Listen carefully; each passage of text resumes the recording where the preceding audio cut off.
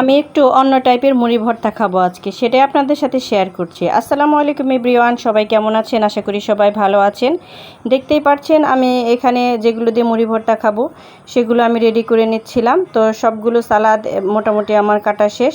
এখানে আমি নিয়েছি শসা, টমেটো, পেঁয়াজ, কাঁচামরিচ, ধনিয়া পাতা এবং লেবুটাকে আমি ছোট ছোট কিউব করে কেটে নিয়েছি, কারণ লেবুর মধ্যে কামড় লাগলে আমার কাছে অসাধারণ লাগে খেতে। লেবু ছাড়া মনে হয় আমার মুড়ি মাখা খাওয়াটাই বৃথা। আর এখানে নিয়েছি আমি মিস্টার নুডলস, ভিজিয়ে রেখেছিলাম, সিদ্ধ হয়ে গেছে। তারপরে নিচ্ছি লবণ এবং তেল, মুড়ি দেখতেই পাচ্ছেন এখানে। আর এটা হচ্ছে চানাচুর, এটা সবাই চেনে, এটা চেনানোর কিছু নেই। তো সবগুলো উপকরণ আমি দেখিয়ে নিলাম। তো এরপরে আমি দিয়ে দিচ্ছি কাঁচামরিচ এবং পেঁয়াজ, তারপরে সামান্য পরিমাণের লবণ দিয়ে আমি একটু ভালো করে মেখে নিচ্ছি যাতে একটু নরম হয়।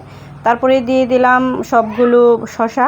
তো শসা দিয়ে আমি ভালো করে মেখে নিচ্ছি, কারণ এখানে মাখামাখির কাজটা একটু বেশি, একটু মাখামাখিটা করতে হবে, কারণ আমি ভর্তা খাবো মুড়ির।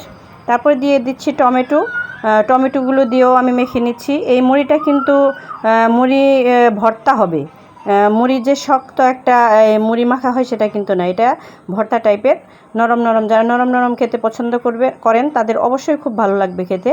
তারপরে আমি দিয়ে দিচ্ছি কিছু পরিমাণের তেল। তারপরে দিয়ে দিচ্ছি আমি ভিজানো নুডলসটা। তারপরে আবার মাখামাখি করে নিচ্ছি আমি। যত মাখানো তত মজা, ততই স্বাদ। তারপরে এখানে আমি দিয়ে দিচ্ছি সস পাতাগুলো এবং দিয়ে দিচ্ছি আমি লেবুর কুচিগুলো দিয়ে আবারও মাখামাখি করে নিচ্ছি। মাখামাখি মোটামুটি আমার শেষের দিকে। এরপরে এখানে আমি দিয়ে দিব চানাচুর একটু বেশি পরিমাণে লাগবে, তবে এই মুড়ি মাখাটা খেতে গেলে অনেক ব্যয়বহুল হয়ে যায়, অনেক খরচ পড়ে।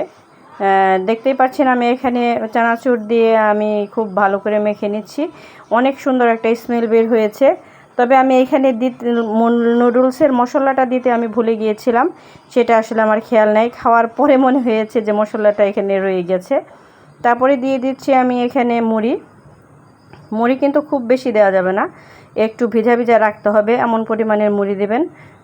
তারপরে আমি মেখে নিচ্ছি ভালো করে। দেখতেই পাচ্ছেন আপনারা, দেখতেই কিন্তু অনেকটা ইয়ামি লাগছে দেখে। আপনাদের কাছে কেমন লাগছে জানি না, তবে আমার কাছে খুবই পছন্দের এই মুড়ি মাখাটা।